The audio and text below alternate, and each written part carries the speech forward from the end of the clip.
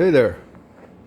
We're back out in the garage, and last night I finally had a good night's sleep because we finally figured out what was going on with the electricity, the electrical connection on this machine. It's still a little dark in here. I got a little headset on, Harbor Freight Special. I'm going down to Harbor Freight today. I'm going to buy another light for over here. I can piggyback it into this one. And the back of the machine, I really can't do too much because of the doors. I can't put anything there because the door's open, but we'll figure that out later.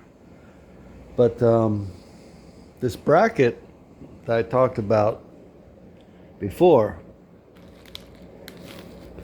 this bracket in the back of the machine, and they call it I'll have to show you the book later. They call it a sledgehammer. I don't know why they call it a sledgehammer, but it's a counterweight. And this is the bracket here.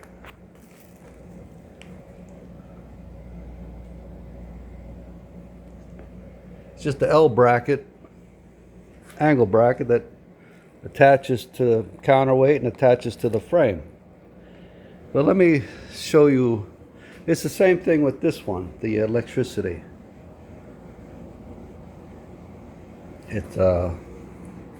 It's compressor.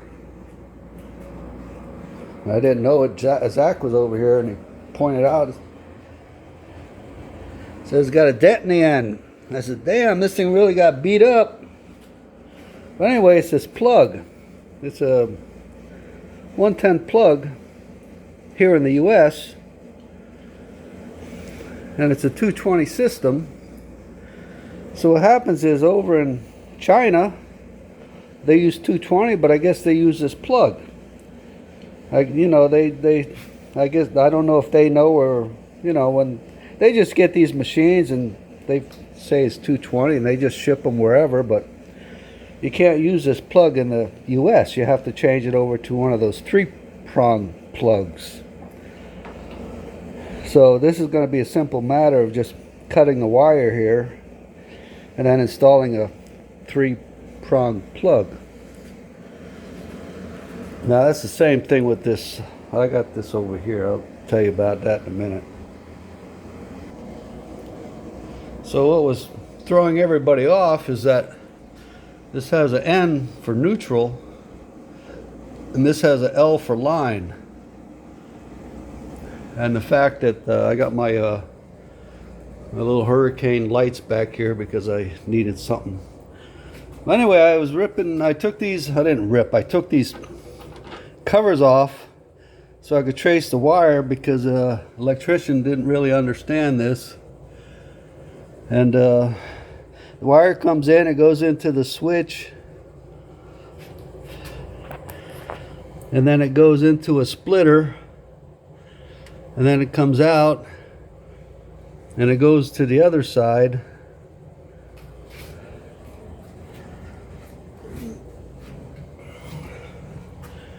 It goes into this switch here, or breaker. There's 3 breakers here,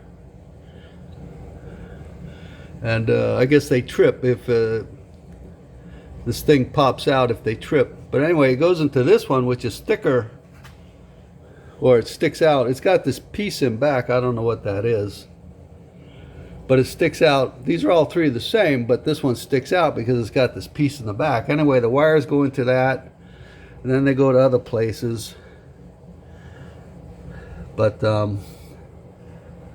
yeah, I traced that all out. I spent, I don't know, a good 2 days and a lot of sleepless nights. So whoever gets one of these things, they don't have to have sleepless nights because I already got it figured out for them. And the thing with this transformer, primary is 380, 50-60 megahertz, 220. So what we looked in the book, and the book is really strange because it says that the power come in is 380, 3-phase, 4-wire, and that's what was throwing everybody off. And you know, I asked them when they built the machine, you can get it custom made.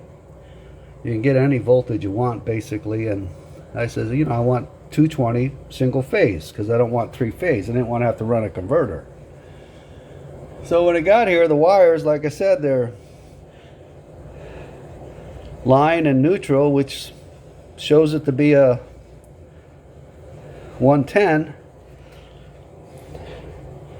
And this says 220, that says 220, that says 380. You know, you know, what are you going to go by? You know, you don't want to power the machine up, and next thing you know, things start frying on you. So, you know, I wanted to be absolutely sure. So I had like 3 people working on it, and my son, who's out in California, Greg, he finally figured it out.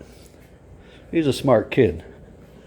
But anyway, the nameplate, the book has one thing, and the nameplate has something else.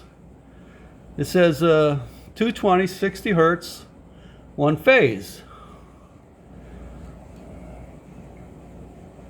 So,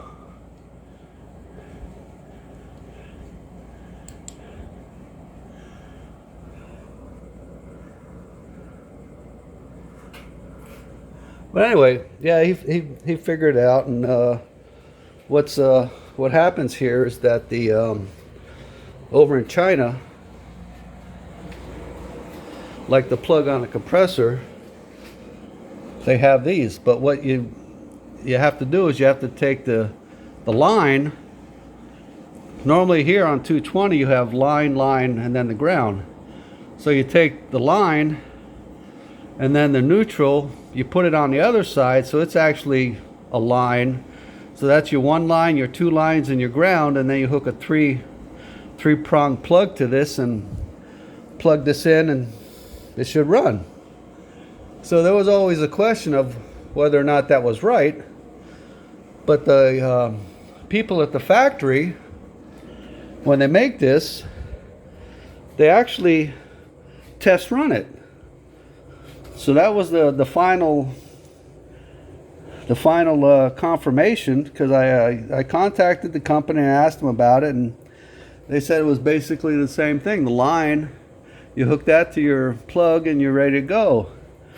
But then everybody questioned about, you know, is it really going to work? Because they were saying that something on this transformer, you can hook up different things to get different voltages. It can be a step up transformer or a step down transformer, or just a standard, the voltage in is the voltage out, which is, so I'm thinking it goes from 0 to 380, so you can put anything in there and it's going to come out 220. But you can't, I don't think you can be below 220, but it's made for 220, so 220 in, 220 out is what I'm trying to say. But then I remembered that the factory, they actually start the machine up and they test it and they make sure it works. So I remembered that last night, and I said, well, I don't have to worry about it now because I know it works, because they sent the video. They sent a video of it working, but I didn't play the video because it needed some kind of extension on it. And I had to spend some money to buy the extension to make the video work. And I says, well, you know, I don't really need to do that. I know it works because they said it works. So anyway, so here we are. I got to get the electrician back and get this thing plugged in so we can start using it. So what's happening over here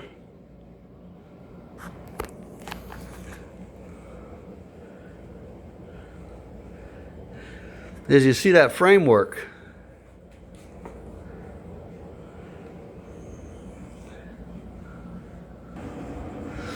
Okay, I'm back on the other side because there's more light over here. But that's the pad. That's the screw on the top, the black thing that goes down into that top piece on the pad. And then that gets bolted to that screw.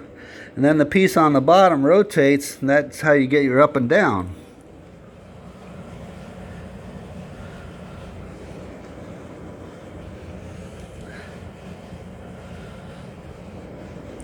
Now they give you a spanner wrench because at first you leave the bolt loose on top and you just let it float. All it's doing is holding the pad in place, and you can just leave the piece on the bottom stationary and then rotate the it's got 4 legs sticking out of it, and you got the spanner wrench they give you to fit in there.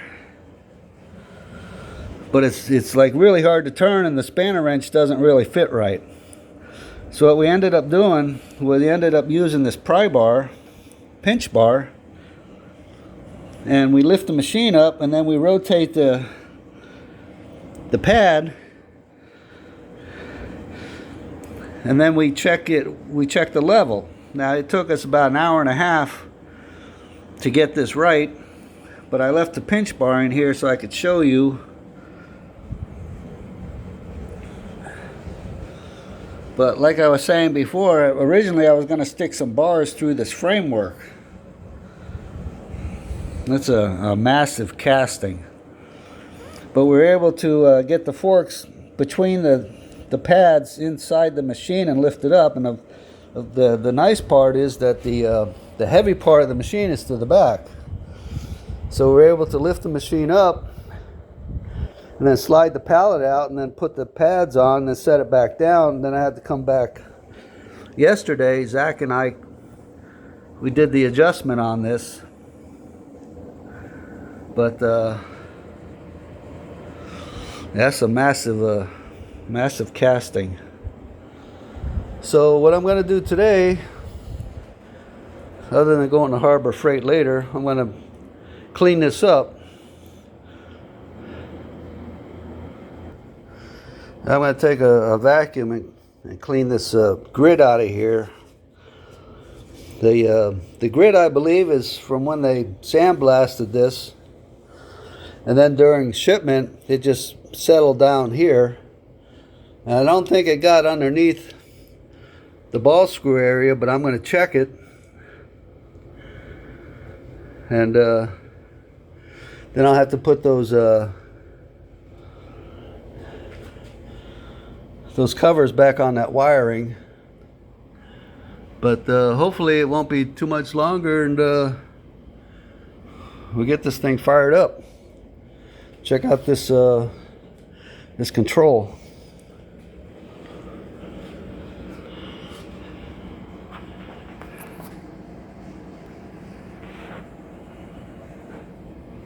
This thing, you know, if you're over here watching the machine, you can take this thing and it'll pivot 90 degrees, so you could stand over here and you can use the control here. Then it's got the pendant on the side here,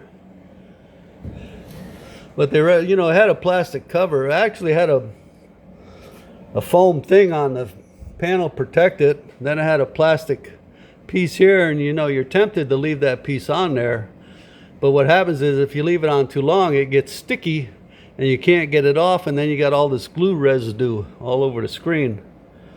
So on this one they added a plus and A minus because I got the row tab on this.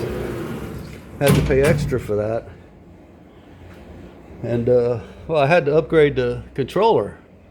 I mentioned that a couple videos ago. And you know, I really didn't need the row tab, but you know, you never know, you know, and I thought you could just hook it in, but they explained to me that you had to upgrade the controller, the computer, to handle the extra work or the extra computing from the row tab. I guess you can do rotations, you can do a simple indexing, you can just mill along the side. There's all kinds of crazy things you can do. Usually I just do simple indexing. I never did a rotary thing, but it's there. If I need it, I just got to learn how to use it.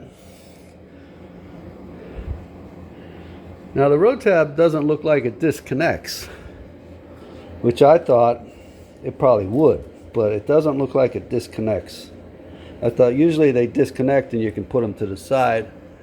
So what I'm thinking about doing is making a base for this to fit onto to lift it up, and then I'm going to have it come through this passageway here with a thing on the outside of the machine to support it, so I can just lift it up and move it out of the way, so I have that much more room on the table. I don't really want to keep the Rotab on the table all the time I'm using it, because it's taking up valuable space, plus it's going to get dirty. So I can lift it up out of the way with this bracket and just let it hang over here in the back, and then maybe I can just put a plastic bag over it. But I don't see any way of physically disconnecting this. This is locked in there pretty good. But we'll take that as it comes. I would like to unscrew that motor to get it off this block, but there's no way I can get back there. Or maybe I can turn that coupling to back this motor up a little bit, to back the head up, so that when it powers on, it doesn't jump down a little bit. I'll have to try that. I just saw that just now.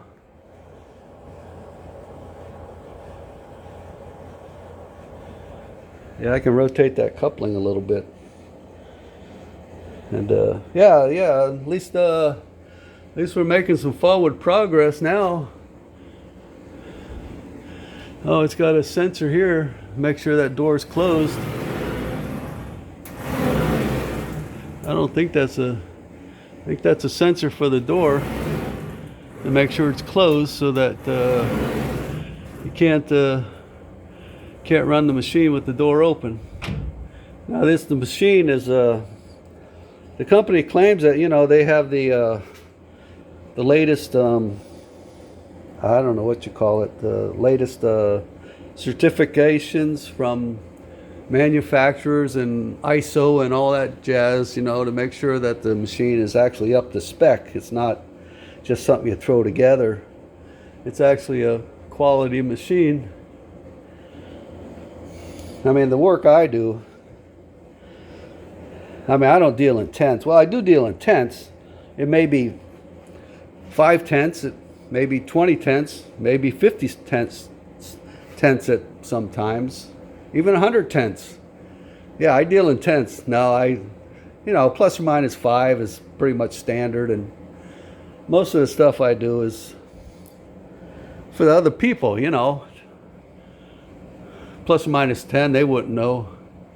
But most of it's just brackets and this and that. I got a job in there, I got to work 60 pieces this guy wants. I got to get this thing going. All right, that's good news. All right, talk to you later.